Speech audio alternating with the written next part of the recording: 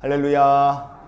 오늘도 주님과 함께 동행하시고 말씀으로 중심 잘 잡아서 하나님 안에서 복 누리는 우리 모두가 될 수 있기를 원합니다. 오늘 말씀 잠언 15장 27절 다시 한번 읽겠습니다. 이익을 탐하는 자는 자기 집을 해롭게 하나 뇌물을 싫어하는 자는 살게 되느니라. 아멘. 이익을 탐하는 자는 자기 집을 해롭게 한다 그랬습니다. 사람이 하나님을 떠나서 악한 꾀를 쫓게 되고 빠지게 되면 죄악으로 인생이 기울게 됩니다. 어떤 사람은 그 인생에서 술에 빠져서 술로 치우쳐서 술 때문에 망하는 인생이 되기도 하고, 어떤 사람은 도박으로 인생이 기울어져서 도박 때문에 아주 진탕 고생을 하는 사람도 있습니다. 그런데 간혹 가다가 이제 돈에 미쳐서 돈의 종로로 타는 사람들이 있어요. 처음에는 돈의 종로로 타는데 나중에는 돈 때문에 악마가 되더라 이거예요. 그런 사람들을 가리켜 오늘 말씀은 이익을 탐하다가 자기 집을 해롭게 하는 사람이다 이렇게 말합니다. 에이, 그 돈이 뭐라고 자기 식구들까지 해하게 하는 사람이 진짜 있겠어? 진짜 그런 사람들이 세상에 있더라 이거예요.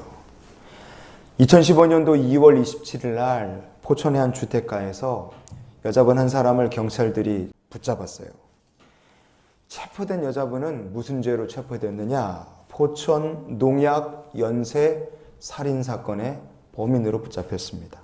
이 붙잡힌 이 노 씨는요, 여자분 노 씨는 연쇄 살인을 저질렀어요. 첫 번째 희생자는 전 남편 김모 씨였습니다. 남편이 사업이 어려워지니까 은행 차압이 들어올 거를 생각해서 재산을 부인 노 씨 앞으로 다 해놓고 두 사람이 서류상으로 이혼을 했습니다. 재산은 이제 다 부인이 이제 가지고 있는 거예요, 명의로. 그런데 서류상 이혼이었는데 이혼을 하고 나니까 이 노 씨가 재산을 한 푼도 안 내놔요. 남편과 이 부인 사이에 다툼이 계속 있었어요. 2011년도에 노 씨가 자기 남편 김 씨의 집에 몰래 가서 냉장고에다가 농약이 든 음료수를 집어넣고 와요. 남편이 그거를 마시고 다발성 장기 부전으로 사망합니다. 그런데 경찰에서는 이 김 씨가 많은 개인 빚이 있었기 때문에 이 빚 때문에 비관 자살을 했다 이렇게 수사를 끝내버린 거예요. 그래서 노 씨는요, 남편의 사망보험금 4억 5천만 원을 타냅니다. 남편이 죽었어요. 1년도 채 되지 않았을 때 이 노 씨는 재혼을 합니다. 재혼을 해서 임신 5개월 차가 됐을 때 시어머니를 모시고 같이 살게 됐어요. 그런데 같이 살게 된 지 한 달 정도밖에 되지 않았을 때 시어머니 홍모 씨가 폐렴 증상으로 사망합니다. 나이가 많으시니까 연세 때문에 돌아가셨겠지. 그리고 그냥 넘어갔습니다. 그런데 시어머니 돌아가시고 나서 7개월 있다가 재혼한 남편도 똑같이 폐렴으로 돌아가셨어요. 남편의 사망보험금 5억 3천만 원을 이 노 씨는 또 받아냅니다. 남편이 죽었잖아요. 재혼한 지 1년 조금 넘었는데 남편이 죽고, 보통 사람 같으면 아유, 내 신세는 왜 이러나, 내 인생은 도대체 뭔 마가 꼈나 이러지 않겠어요. 이 남편이 이렇게 죽고 그랬는데 이 노 씨는 슬퍼하기는커녕 돌아다니면서 외제차를 사고 스키를 타고 명품을 사고 금괴를 골드바를 막 사고 그러고 돌아다니는 거예요. 이상하다 생각한 시누이가 경찰에 수사를 의뢰했습니다. 경찰에서 이제 이 노 씨라는 사람이 결혼한 사람마다 다 뭐 이상하게 죽으니까 수상화되어서 수사를 했더니 웬걸요, 사망한 시어머니와 재혼한 남편의 몸에서 그라목선이라는 농약 성분이 검출이 된 거예요. 주변을 이렇게 쭉 조사를 하다 보니까 놀라운 점을 하나 발견했어요. 노 씨의 친딸이 자꾸 병원에 가서 치료를 받는 거예요.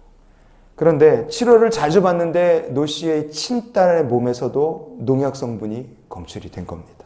자기가 직접 낳은 딸내미한테도 5개월 동안 농약에 든 음식을 타서 먹여서 이 아이가 죽으면 사망보험금을 타내려고 계획을 하고 다시 이런 악행을 저지르고 있었어요. 결국 사망보험금으로 사치스러운 인생을 살던 노 씨는 지금은 감옥에서 무기징역수로 살고 있습니다. 여러분, 오늘 말씀에요, 자기 집을 해롭게 한다 그랬어요. 뭐 때문에요? 이 물질 때문에 자기 집을 해롭게 한대요. 근데 어느 정도로 자기 집을 해롭게 하느냐? 해롭게 하는 수준이 어떤 정도일까요? 해롭게 한다고 번역된 히브리어가 오케르라는 말입니다. 오케르. 이게 아주 끝장을 낸다. 아주 그냥 거덜을 낸다. 그런 의미예요.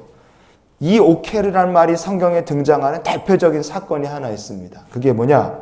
야곱의 두 아들 시므온과 레위가 세겜 사람들에게 속이고 할례를 다 받게 한 다음에 칼 들고 들어가서 세겜성의 남자들 다 죽인 사건입니다.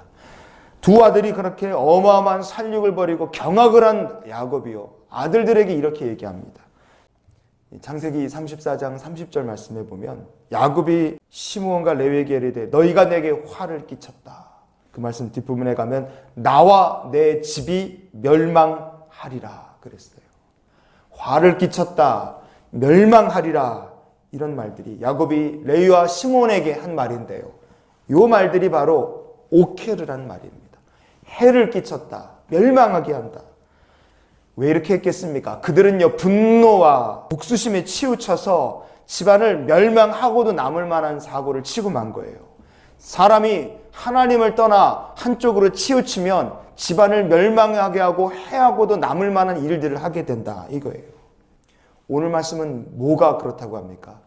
물질에 치우쳐서 이익을 탐하면 집안을 멸망시키고도 남을 만한 일을 하게 된다. 그렇게 얘기를 하는 거예요. 왜 그렇습니까? 물질에 눈이 멀면 사람이 돈의 노예가 되고 마귀가 크게 역사하기 때문에 그렇습니다. 그래서 어떤 사람은 산다 그랬습니까? 오늘 말씀 본문 뒷부분에 이렇게 말하죠. 뇌물을 싫어하는 자는 살게 되느니라 그랬어요. 뇌물을 싫어한다. 뇌물이라고 번역된 히브리어가 마타노트라는 말입니다. 마타노트.